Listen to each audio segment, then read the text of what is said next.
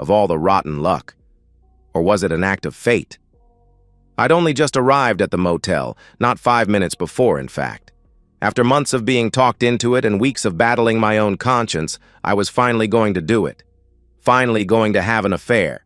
No, that's not the right phrase. But what is the right one? My conscience just wouldn't accept the words cheating or infidelity. They made it sound like something sordid or cheap. It certainly wasn't cheap. On Jane's advice, I'd booked a corner room in a good hotel, plus the room next door.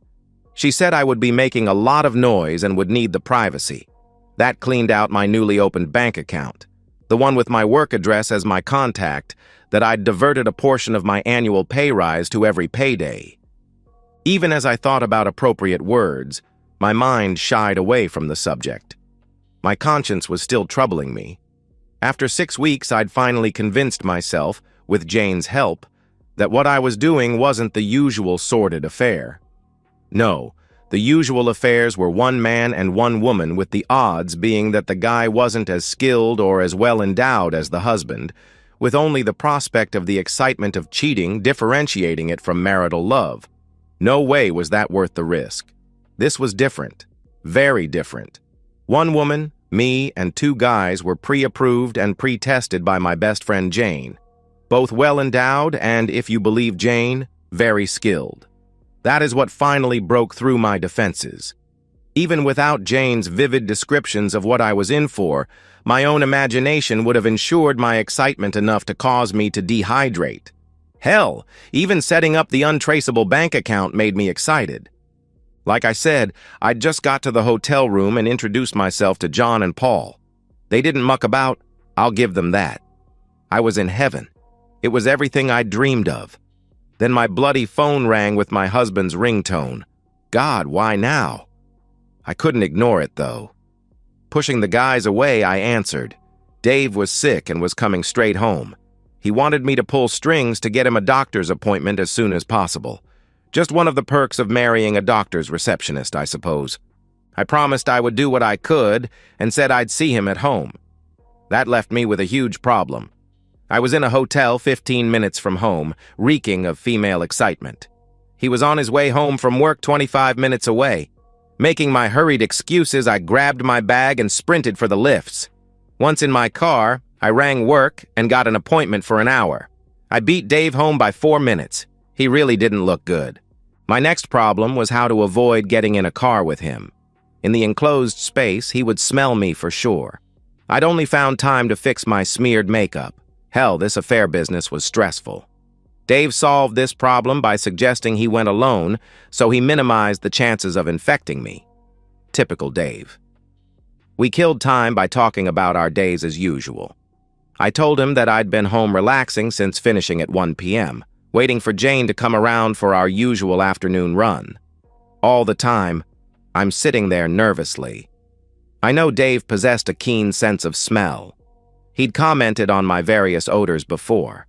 I sat as far away from him as possible, ostensibly to avoid his germs. I experienced another minor turn when Dave asked me if he could take my car, as it was easier to drive than his monster. I couldn't think of a reason why not quickly enough. I handed over my keys, and he left. I worried that he would notice the temperature gauge in my car and expose my fresh lies. Then, of course, there was the small bag in the trunk with a change of clothes and my toiletries. Damn. For less than 5 minutes of enjoyment, I was certainly paying a high price in mental stress. One thing was for sure. If I got through this, I wouldn't be doing it again. No amount of excitement was worth risking my idyllic marriage. It took me too many years and too many loser boyfriends to find such a good man. Still, the memory of that kiss was a powerful force. No, I had things to do. First, an excuse for the warm engine. I found Dave's keys and quickly drove to the local deli. As I was standing in the queue at the checkout, I asked myself what other clues I may have left behind. As usual, I fingered my wedding and engagement rings in my nervousness, or the place where they usually were. With shock, I remembered I'd taken them off and left them in the ashtray of my car. The car that Dave was now driving. Suddenly terrified, I drove home and quickly put the chicken soup I'd bought on the stove to warm. Grabbing an egg from the fridge, I cracked it and put a little of the white on my ring finger. From experience, I knew my raw egg allergy would make the skin red within minutes. I examined my handiwork, and when satisfied, washed my hand. Next on the agenda was burying my undergarments deep in the laundry basket. They were soaked. Once again, I experienced an involuntary but very pleasant flashback. Hopping in the shower, I detached the flexible head and turned the dial to jet. What can I say? In less than 5 minutes, my body was very, very clean. Out of the shower and dressed, I turned the stove off and wondered where Dave was. He'd been away nearly an hour. Even as I thought that I heard my car return, Dave staggered in and lay on the couch. It wasn't an act to play the loving wife. I did love this man with a passion, and had since shortly after meeting him 7 years ago. Dave was what I and the people I'd asked considered eye candy. 6 foot 1 inch, muscled, and very easy to look at. After being introduced, we'd talked for hours, and I was pleasantly surprised he wasn't nearly as dumb as men of that physical caliber normally are. In fact, he was obviously very intelligent and going places professionally. What staggered me most was the fact that it was obvious he was interested in me. With the slightly pessimistic self-image common to women, I'd thought he was out of my league. That was the first of many meetings as he pursued me with alacrity. It was very complimentary. We didn't consummate our relationship for 2 months. Dave said he thought we were at the beginning of something very special and had all the time in the world to do it just right. We were. Our first was at a very romantic ski chalet when he'd organized a trip to the snow for us. It was well worth waiting for, too. His combination sent me to heaven. His stature next to my 5 foot 6 inches daintiness gave me a delicious sense of powerlessness. We never did go skiing. His proposal 7 months later was not unexpected, but very welcome. I made sure to warn him that I had malformed ovaries, and doctors advised me I might have trouble conceiving. Dave didn't reconsider for a second. He in turn warned me that he had a bit of a temper. It was normally fully controlled, but every now and then he lost it completely. He related a story from his younger days when he was walking home from a bar. Passing an alley, he'd heard a scream, and on investigation discovered a woman being assaulted by 3 men. He'd pulled them off her, then placed himself between the woman and her attackers. They made the mistake of pushing the issue. 5 minutes later, 2 of them were unconscious and 1 had fled. One of the former had his jaw broken in 3 places. The other one died that night in hospital. Dave said he had no recollection of the fight, just a memory of a red rage. Luckily, the woman's statement cleared Dave of any wrongdoing. Her story that Dave simply put himself between her and them and acted in self-defense when they took offense to this ensured a verdict of death by misadventure was returned by the coroner. We also both discussed our values, including our views on fidelity. Unsurprisingly, we both valued it high on our lists. Dave told me the story of how his ex-fiancée cheated on him and how hard he'd taken it. I was his first serious girlfriend since her. We married and were in the middle, living happily ever after. A little over a year ago, I'd gone off the pill at age 33, and we'd had a very busy and pleasant time since, trying to make a baby. Our lack of success wasn't overly worrying yet, and I was thoroughly enjoying being one satisfied lady. A month ago at a party, I'd whispered in his ear that I was ovulating. He'd made our excuses quickly, and we'd left. It took us 2 hours to get home with 2 stops at different dark cul-de-sacs, once in the back seat and once in some bushes on our picnic blanket. Oh yes, I was in heaven. I'd even surreptitiously considered going back on the pill just to make this fantastic time last forever, but I was looking forward to a family as much as Dave. If our children inherited Dave's looks and my brain, they would rule the world. Hello, this is your conscience speaking. You went to a hotel today and met 2 non-Daves. Oh, shut up. I thank the God of fate for saving my marriage today. What the hell was I thinking? Like most people, I didn't recognize the power of excitement-driven hormones to override all logic circuits. Now, after a powerful showerhead and the extremely unsexy environment of my husband's sick bed, I really couldn't understand why I'd even attempted to stray.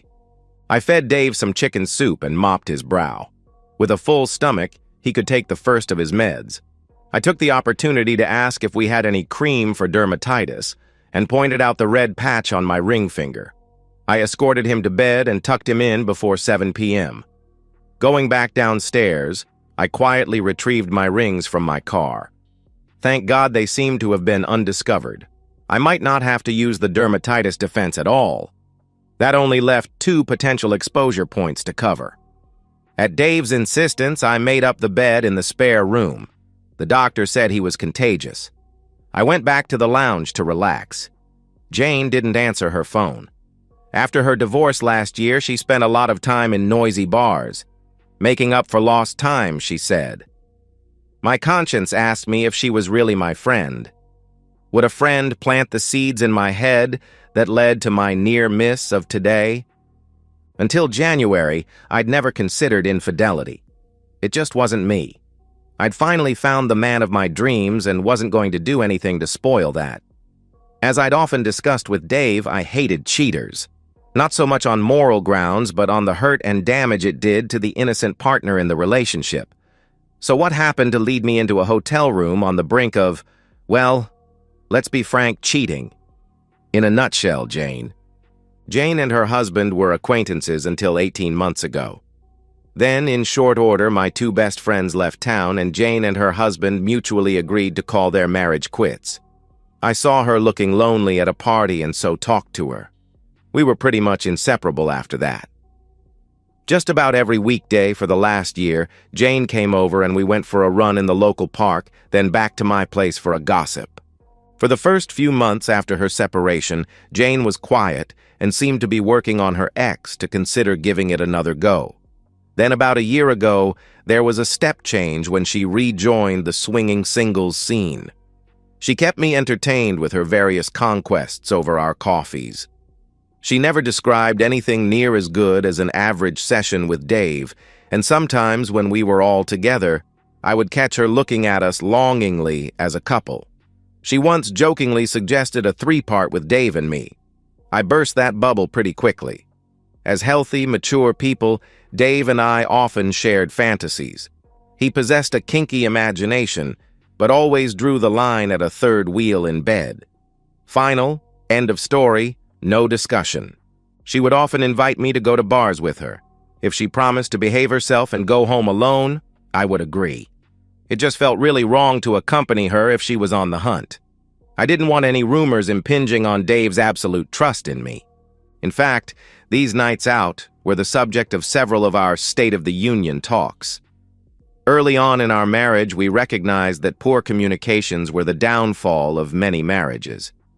So we'd begun a habit, every month or so I suppose, of sitting together as a couple for what became jokingly known as State of the Union talks. We discussed the rules at the first meeting. We could and should raise any issues that bothered us in an atmosphere of complete honesty and with no fear of recrimination. Over the years, several small, niggling issues had been discussed and neutralized. One was me telling Dave that he snored when he slept on his back. For the next month, he slept on his side with a pillow tucked where it prevented him from rolling onto his back. After a month, sleeping on his side was a habit. Thus, snoring, the cause of many a divorce, was never an issue for us. In turn, Dave raised that he was slightly uncomfortable with me wearing revealing clothes when I went out socializing without him. I started dressing more conservatively. When our friends found out about our state talks, many of them pumped us for details. We were happy to help them out. Our last talk had been 6 weeks before. Jane had cast doubt on my absolute faith that Dave had never strayed. Verbally, I shot her down, but a seed had been sown. In the back of my mind was the unanswered question of why Dave chose me. I was honest enough to know he could have done better. That is exactly what our talks were for. The next night, I initiated a discussion. With only a slight nervousness, I told Dave what Jane said and asked him if he'd ever been tempted since we'd been together. Without any apparent rancor, Dave told me that though he'd been propositioned many times and even felt an animal temptation to do it, he'd never seriously considered it. He then thanked me for being open enough to ask. As I was on a roll, I asked why he chose me over all the other contenders. His answer wasn't really an answer at all, but was so Dave. He pointed out that he never asked himself questions like that. For really important decisions, he just went with his gut instincts. On first meeting me, his gut told him this was his life partner and the mother of his children. Christ, I could hardly walk the next day. So what happened in January? The two snakes in the grass entered Jane, and by extension, my life, at a New Year's Eve party. Two smoothies that plied her with drinks, and at the end of the evening offered themselves to her as a package deal. With her defenses low, she'd taken the risk and agreed. For the next month, I was bombarded with stories of how fantastic it was. I listened with interest, recognizing for the first time that my friend was describing something better than I'd ever experienced. Much better. Eventually, I made the mistake of telling Jane this fact. By that stage, she'd given up one-on-one intimacy as it was no longer stimulating enough. She managed to find two new guys willing to share her once every 2 weeks or so, and in between those, entertained a few regulars. Once I'd let my inner thoughts slip, the gentle pressure started from Jane. Every time she had a session, she would lay it on thick about how good it was. This went on for about a month. Then she slipped into a casual conversation that she thought all women owed it to themselves to be spoiled rotten by multiple men at some point in their lives. I recognized she was suggesting I give it a go and brushed her off, pointing out that she had nothing to lose while I was putting everything on the line. I shared my contempt for cheaters who destroyed their partners by their selfish, shallow actions. Looking back on it, this conversation just gave Jane the ammunition to refine her attack. She now knew squarely where to aim: nomenclature and consequences. Over the next months, she convinced me it wasn't really cheating. Intimacy with one man was cheating. Straying with a man who was a threat to a marriage was infidelity. Meaningless fun with two married guys was my birthright, and absolutely no threat to my marriage. Like a fool, I didn't shut her down, but continued to argue logically.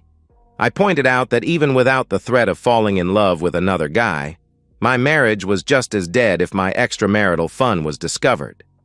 Why didn't I shut her down? Simple. I loved talking about it and got really excited experiencing it vicariously through Jane. Dave had a lot of fun as a result of those conversations, too. Several times he complained about being attacked as soon as he got home. Funny, he never seemed to struggle that much. An overheated marshmallow could have put up a better fight. At the rate we were going, that baby would make an appearance soon.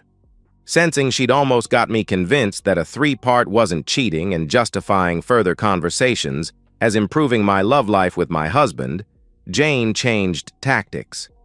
If my main objection was on the damage an affair did to relationships, then no harm was done if Dave never found out.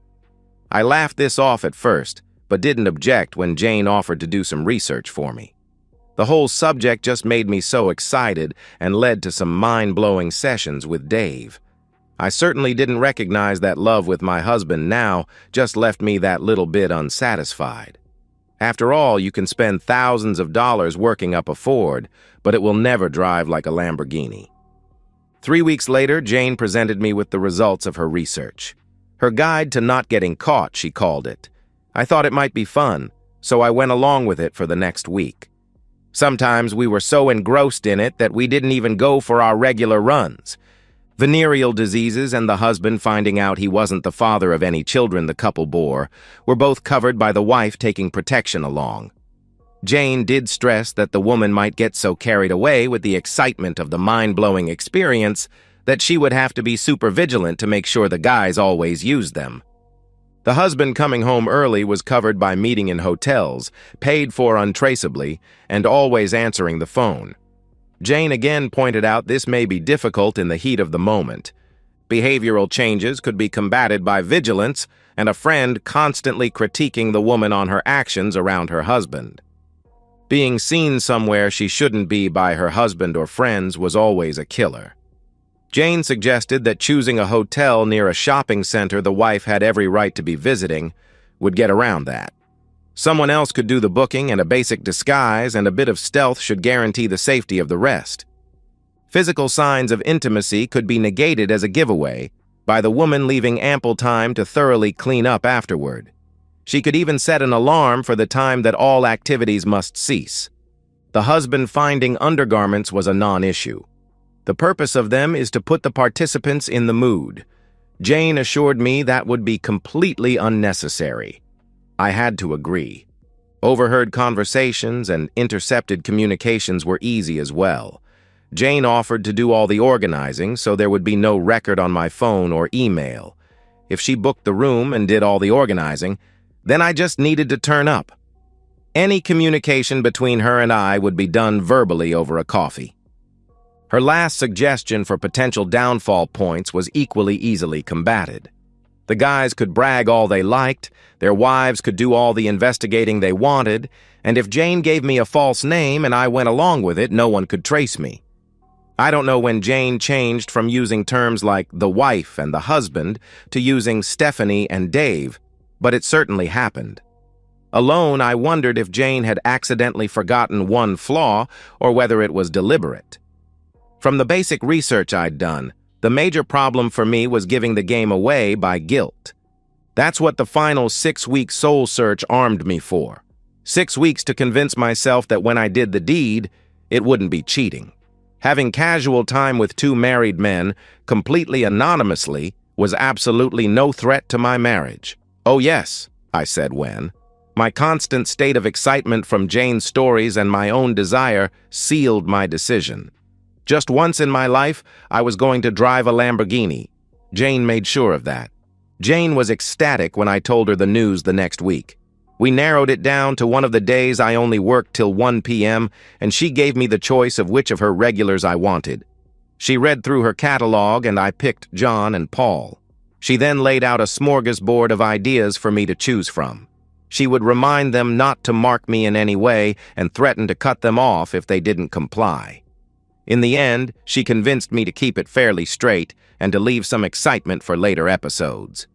The week of my first experience was unexpectedly hard. No, my conscience wasn't troubling me, but my excitement was threatening to give me away. Between Sunday and Thursday, I made love with Dave twice in the lounge room as soon as he got in the door. I was forced to tell him it was because I was ovulating again. Yes, this was definitely going to be a win-win for Dave and me. I had to force myself below the speed limit going to the hotel and practically sprinted from the shopping center car park to my rendezvous. I was going so fast that my wig almost flew off. I was impressed with Jane's choices as soon as they walked into the room. That's why Dave's phone call was such a cataclysm. None of the ways I'd almost been caught today were on Jane's list, which hardened my resolve to ditch this stupid, self-destructive idea. Insidiously, the memory of that kiss hammered my resolve in the dimly lit lounge. After peeking in on Dave, I returned to the lounge but chose a different couch, one out of the direct line of sight of the stairs. The next day, I woke just in time to make Dave some breakfast and make sure he took his meds before rushing to work for my Saturday morning shift. Jane is uncontactable during her workday, so I left a text with her saying I would talk to her on Monday. Arriving home, I was pleasantly surprised to find that Dave was recovered enough to have made lunch. At 3:30 p.m., Jane sent me a text asking how I'd gone yesterday. I replied, reminding her of our rules. I nursed Dave for the rest of the weekend. Perhaps it was hypervigilance on my part, but Dave was definitely looking uncomfortable, like there was something on his mind. That's why, after cleaning up the dinner dishes on Sunday, I wasn't surprised when he asked me if we could have a State of the Union talk. The timing was so coincidental that my heart raced. I steered us away from the kitchen table and onto the couch. That way I could snuggle up to him and avoid eye contact. That was my Achilles heel, and I knew it. Once seated side by side, Dave put his arm around my shoulder. This familiar posture put me more at ease. I desperately reminded myself not to tense up whatever was thrown at me. Typical of Dave, he launched straight into it. "Steph, we've always agreed to talk about the little things that bothered us so they don't become big things." "Of course, sweetie. What's on your mind?" I replied. "Why didn't you answer the home phone when I rang here Friday?" he asked. "I had the stereo going, Dave, and didn't hear it. Luckily, I had my cell still in my pocket and felt that vibrate," I replied. "Okay. So when you told me you'd been home all afternoon but your car engine was making those clinking noises like it had just stopped when I came in the garage." "Thank you for my forward planning. As soon as you rang to say you were sick, I rushed out and bought some chicken soup," I replied. "Okay, thanks for that," he answered. I know I hadn't flinched, but something about the way this conversation was going made me very uncomfortable. Perhaps it was just paranoia. I glanced down at my arm, lying in Dave's lap. I could see my pulse throbbing in my wrist. Pretending a nonchalance I didn't remotely feel, I turned my wrist to hide it. "Steph, why were your rings in the ashtray of your car when I went to get some change for the parking meter?" he asked. "Well, as I was driving home from work, my ring finger started really itching. I took them off to stop it itching. I didn't want to put them on another finger in case it spread whatever it was. It was just a bit of dermatitis. See, that cream I put on has cleared it up already. I sterilized my rings last night. Look, what brought all this on?" I answered. Dave asked again, "Remember last week when I came home and Jane was still here? You stopped talking and looked really guilty about something. It just worried me for some reason." "You know us girls, always talking about some secret or another. I can't even remember what that conversation was about," I replied. I twisted out of Dave's arms and firmly straddled his lap. Putting a hand solidly on each side of his face, I looked him in the eye. "Any more questions?" I asked. "No, you've answered the one I had," he answered. What a strange way of putting it. Then I started, "Well, I'll ask the one you didn't feel comfortable asking for you. Since I met you, have I ever made love to or danced the horizontal tango with another man? The answer is no." He returned my gaze. "You don't mind me asking?" he asked. "Not at all. I asked you something similar a while ago, so why should I object to you doing it? Besides, if I saw you without your ring and the other stuff, I'd be asking the hard questions too. That's what these talks are all about, lover." I went to kiss his lips, but he turned his head with the word, "contagious." After kissing his cheek, I went to relieve my bowels. As I sat there, I just kept repeating, "Never again." Shortly after that, Dave retired to our room and suggested I stay in the spare again. I lay awake for several hours, just relieved that I'd managed to fool a good man, but cursing myself for making it necessary. The next day, Dave felt well enough to go to work. I texted Jane that our runs were back on and left also. When Jane arrived that afternoon, she was obviously too excited to run, so we sat down for a chat in my kitchen. "Well, Steph, was it as fantastic as I said it would be?" she asked. I related my sad story of woe to my friend. She looked as crestfallen as I'd felt when I first got Dave's call. When I got to the bit about calling it all off as not worth the risk, she went silent for a long time. When it became uncomfortably long, I tried to break the tension by asking how her weekend had been. When she smiled and started talking about her latest group experience, I stopped her. "No, Jane, I don't want to hear about that. What else did you get up to?" Again, the crestfallen look. After it became clear we'd forgotten what else to talk about, we went for our run. The following days were much the same. Several times Jane tried to raise the subject of intimacy, but I'd learnt my lesson. Over the next 2 weeks, Dave and I made love several times. I noticed that I was feeling way less excited than I usually did. When we did have love, it left me increasingly unsatisfied despite having the same number of excitement. The reason was obvious. I'd seen a Lamborghini in the driveway one day but hadn't got to drive it. The next day, the Ford was back. It took the full 2 weeks for my resolve to weaken. It was a Monday night. Dave had been forced to leave Friday morning to fix a problem at one of the plants in another state and was due back that evening. Maybe the lack of intimacy over the weekend contributed to my weakness. Jane was obviously very excited about something, and this time I didn't shut her down when she wanted to talk about her weekend. She told me a story that almost had me excited. As an added thrill, Jane had taken to wearing her old wedding ring when she went on the hunt, to pretend she was cheating. To pretend she was me, I suppose. On Saturday night, she'd gone back to a guy's place with his friend. Jane said she got so excited that she fainted. "Oh, Steph, I'll tell John and Paul to do that to you. It is so good." Consequently, I left Dave alone that night when he got back, which was a shame as this was the day that I actually was ovulating. I woke in the middle of the night and noticed he was gone. When I quizzed him in the morning, he said he'd had trouble sleeping. The next day was more of the same conversations with Jane. I kept my resurrected resolve for the first half hour, but she kept chipping away at it. Eventually, her stories of being spoiled rotten by 2 hunks caused me to answer maybe when she asked if I wanted her to reschedule.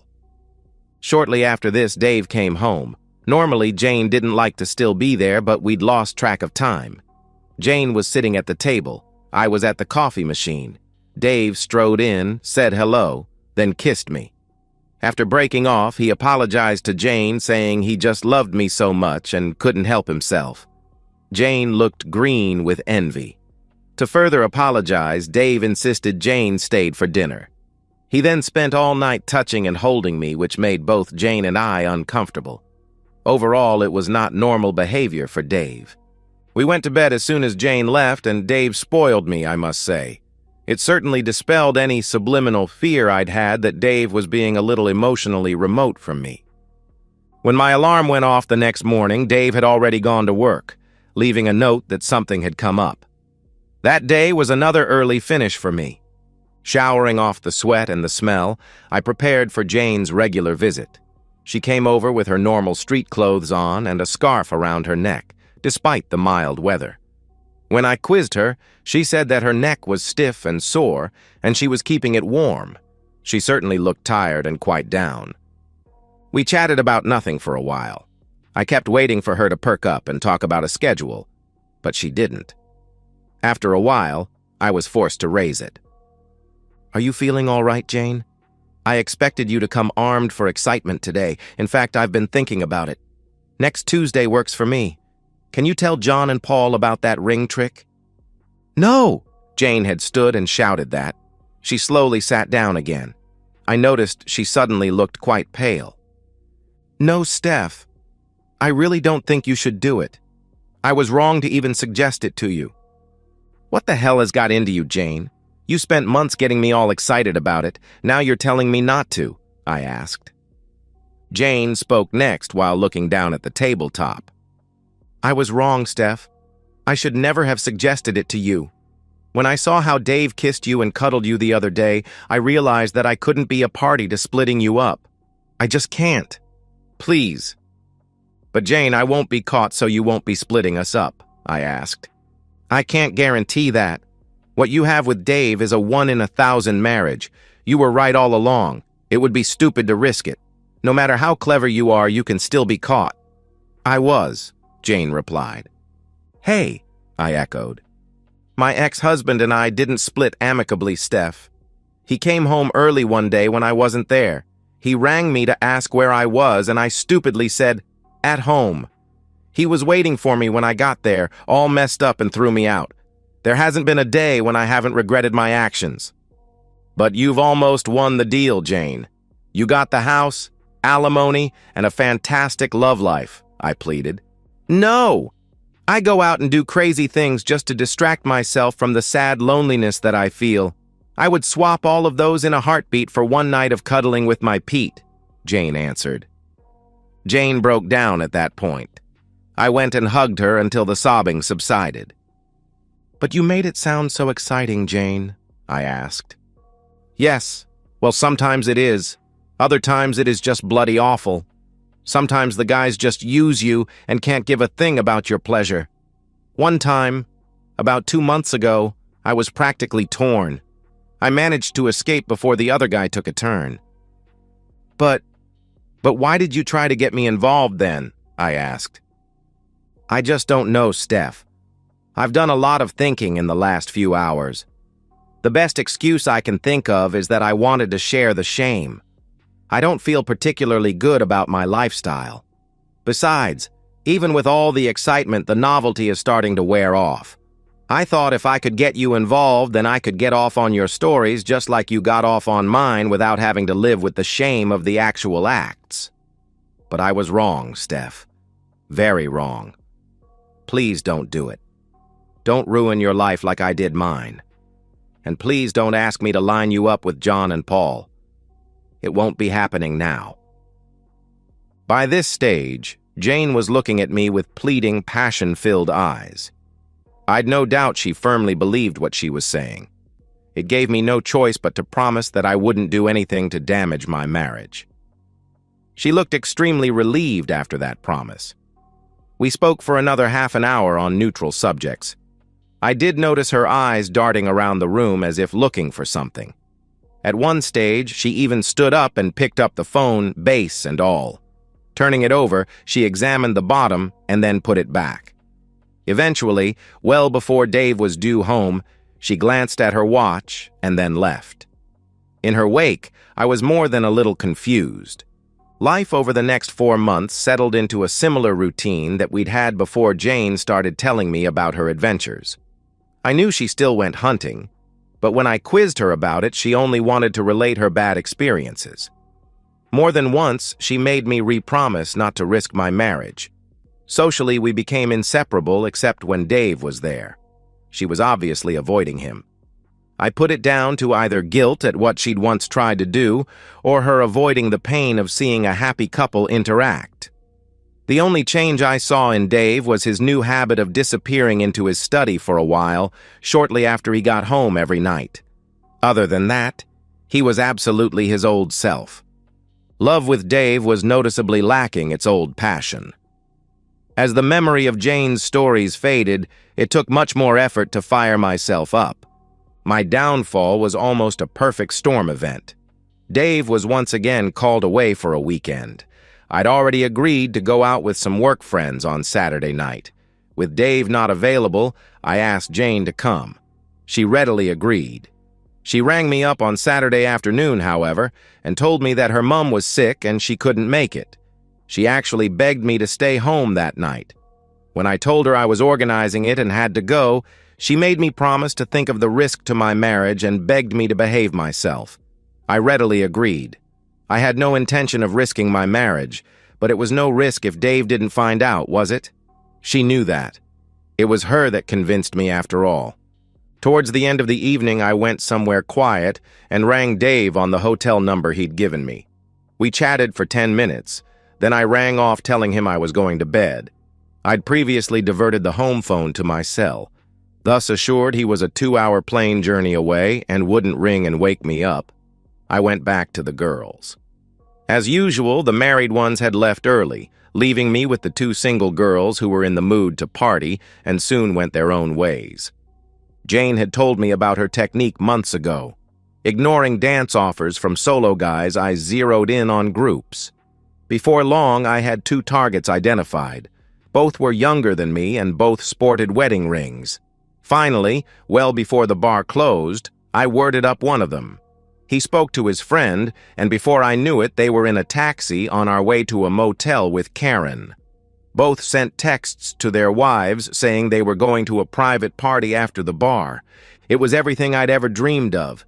2 sets of hands undressing me, caressing me, spoiling me. I was in heaven. When the guys left 2 hours later, I was exhausted, and I had a huge smile on my face. I grunted goodbye and went straight to sleep. Waking to my alarm at 5 a.m., I left the motel before it was light, returned to my car, and went home. I slept most of the day. Dave was due back again at 6 p.m. Monday. I couldn't wait for Jane to arrive so I could tell her my first story. I was sure she would be happy with the precautions I took. I hardly gave a thought to Dave finding out. My guilt was so small he would never detect it. I could hardly sit still when Jane arrived just after 3 p.m. She immediately picked up on my excitement. "What's up, Steph?" she asked. "I did it!" I roared. The color drained from Jane's face, and she said in a quiet, doom-laden whisper, "What?" "I went with 2 guys Saturday night. It was even better than you described it, Jane. They took me to a motel and—" "You stupid woman! You've killed me!" she answered. She jumped up and made for the door. Stupefied, I intercepted her and stared into her obviously terrified face. "What the hell is going on, Jane?" I asked. When it was obvious she couldn't get away, Jane slumped against the bench. "He knows Steph. He's always known," Jane answered. "Who knows what Jane?" I asked innocently. "Dave, Steph. He knows everything," Jane answered. "What? How?" I asked. "The first time you tried and he almost caught you. He told me that you'd shared one of your State of the Union talks and you denied everything when he confronted you. He said he put his arm around you and felt your heart pounding in your chest. He knew you were lying. I've really got to go." "Not until you tell me everything," I answered. My heart was again producing that roaring noise in my ears. I had a flashback to the night she was talking about. The cold way that Dave said, "You've given me your answer." "He came and saw me in the middle of the night, a couple of weeks after your first attempt. He told me he'd set up recorders everywhere after he caught you lying. He hadn't said anything till then, as you seemed to be determined never to do it again. Remember, it took me about 2 weeks to talk you back into it? Well, that was the night. I answered the door and he grabbed me round the throat and almost choked me. I could see the rage in his eyes. He told me that as I'd talked you into it, I now had to talk you out of it, or he would kill me. He warned me not to change any of our habits and only talk about it face to face like we'd always done. If I tried to warn you or go to the police, he would kill me. Then he punched me in the stomach, Steph, just to show me he was serious." "Oh, come on, Jane. Dave wouldn't hurt a fly," I replied. "Are you sure, Steph? How long did I have to wear that scarf to hide the bruises? What about that guy he killed?" Jane answered. "That was an accident." "Was it, Steph? Are you sure?" Jane asked. The look in her eye told me she didn't think so. "Did you know he beat up his first fiancée and her lover, Steph? Then threatened them so they didn't report him?" Jane asked. "No, he wouldn't do that," I replied. "He did, Steph. I went and saw her," Jane pleaded. I felt the color drain from my face also. Jane used my distraction to make for the door. Halfway through, she threw over her shoulder. "I'm sorry for getting you involved, Steph. Take my advice. Run away. Far away." As her car screamed off down the road, I sat down and panicked. Which one was really Dave? The mild-mannered man I knew, or the violent, avenging one Jane described? I had a horrible feeling I knew. I tried to look through his eyes. I could imagine the disappointment when he'd first found out, the relief when he discovered that nothing happened, the listening as Jane hammered at my resolve, the cautious optimism as he'd tried to show me how much I meant to him, while all the time monitoring our conversations. His visit to Jane certainly explained her abruptly strange behavior. All of a sudden, I remembered her bizarre search of the kitchen that day. I stood and picked up the telephone just as she'd done. I couldn't see anything. I searched the rest of the kitchen. It took me 20 minutes to find it. A small electronic box behind the cookbooks on a shelf. I picked it up and remembered what it must have recorded less than an hour ago. I desperately examined it, looking for an erase or a play button. There was nothing but an on-off switch. 5 minutes of planning later, I had an idea. I would pretend I'd found it while spring cleaning that afternoon. They do say that the best means of defense is attack. I would tell him I was devastated that he'd invaded my privacy and demand he erase it. That would work. It had to. I realized I was dripping sweat in my nervousness, so I went for a shower. When I came back down, Dave's briefcase was in the lounge. "Dave, honey, where are you? We need to talk," "I'm just in the study, Steph. I'll be out in a tick," he replied. I turned on the coffee maker and put the bug right in the center of the table. Swallowing my nervousness, I tried to work myself into a rage. All of a sudden, there was a huge bellow from the study and a mighty crash. On reflex, I headed to the study door and looked in. Dave had his back to me and was kicking his overturned desk. He still had a pair of headphones around his neck. Suddenly, I realized why he went into the study every night. The bugs must be transmitted to a central recorder. He'd already heard my confession. I was busted and he was lividly out of control. As I watched in horror, he picked up his desk chair and half-turned to smash it against the bookshelf.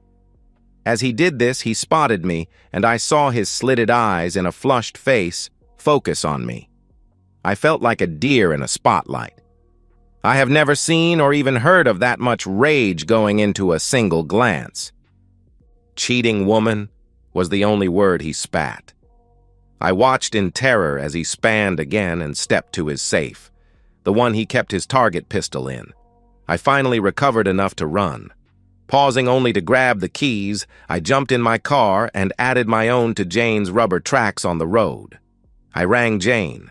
She was half an hour out of town already. I pleaded with her to stop and wait for me. She reluctantly agreed. When we met up, we drove for another hour. We withdrew the daily maximum from an ATM on all our accounts, then ditched our traceable cell phones in a bin and bought disposable ones. Then we headed off in a completely different direction. 2 days later, we parted ways. We just were a constant reminder to ourselves that we'd destroyed each other's lives. Before we parted, we came up with a plan to stay in touch. When we both settled down, we would keep our disposable phones in safety deposit boxes. At 11 a.m. on the first day of each quarter, we would ring each other. We would never tell each other where we lived in case one of us was discovered and live completely separate lives. "So how long ago was that again, madam?" "That was 11 years ago, and this is the first time I have been back to town, officer." "So that makes you what, 45? He asked. I saw the skeptical look he gave me and felt I had to defend myself.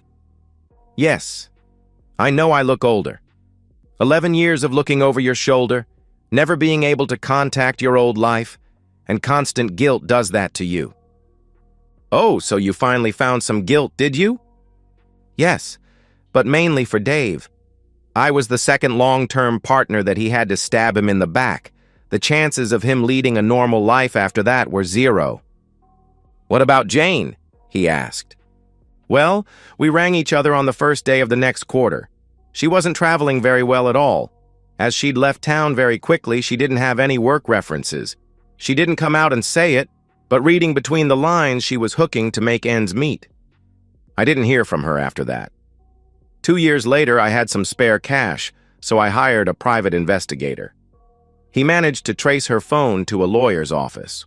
All they would tell him was it was part of a deceased estate. They wouldn't tell him anymore, and I said no when he asked if I wanted to dig further. What was the point? I know what happened." "And what exactly do you want from the police, madam?" he asked. "Well, I got back to town just now. My mother is dying. Can you send someone with me to Dave's house and warn him of any retribution? I just want to say goodbye to my mom. If he wants to kill me after today, he can. I've had enough. I'm not going to run anymore." "Haven't you got a husband or a boyfriend that can go with you?" he asked. "Are you kidding?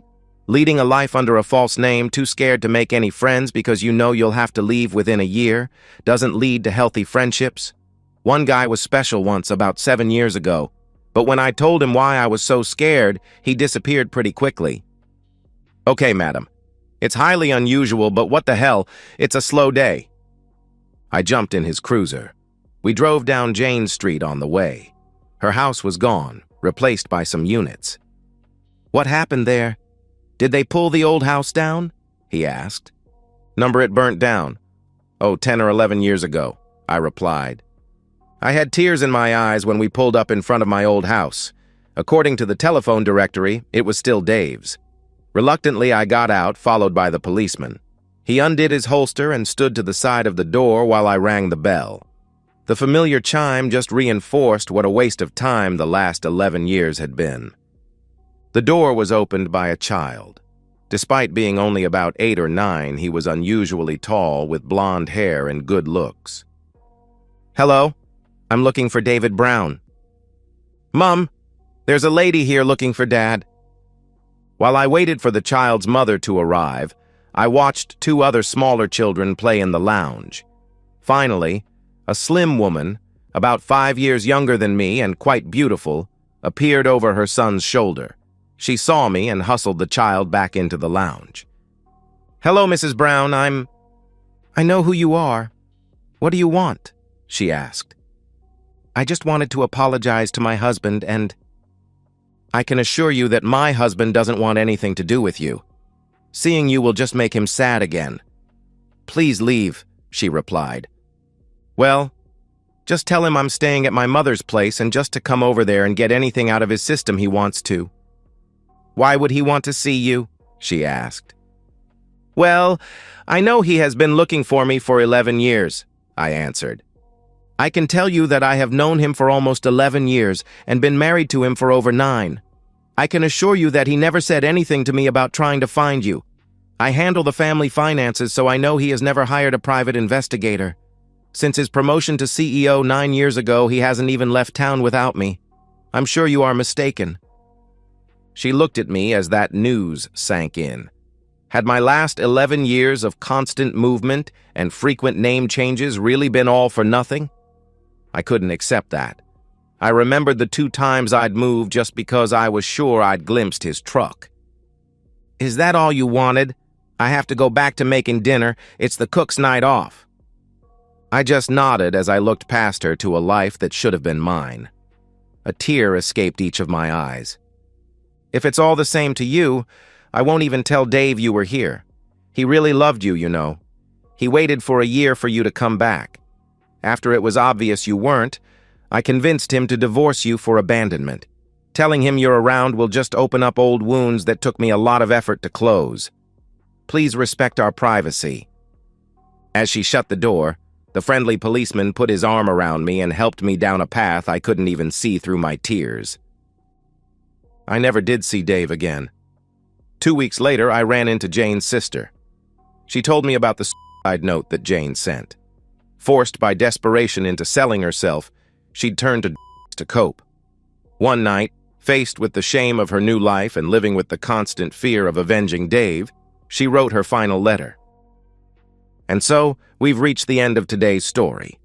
Was it what you expected, or did it take a twist you didn't see coming? I'm curious to hear your thoughts. Share them in the comments below, and let's get a conversation going. If this story kept you hooked, make sure to hit that like button. And if you're new here or just haven't subscribed yet, now's the perfect time to join our community. I bring you fresh, captivating stories every day, so click that subscribe button and turn on notifications so you never miss out. Thanks for watching, and I'll see you in the next one.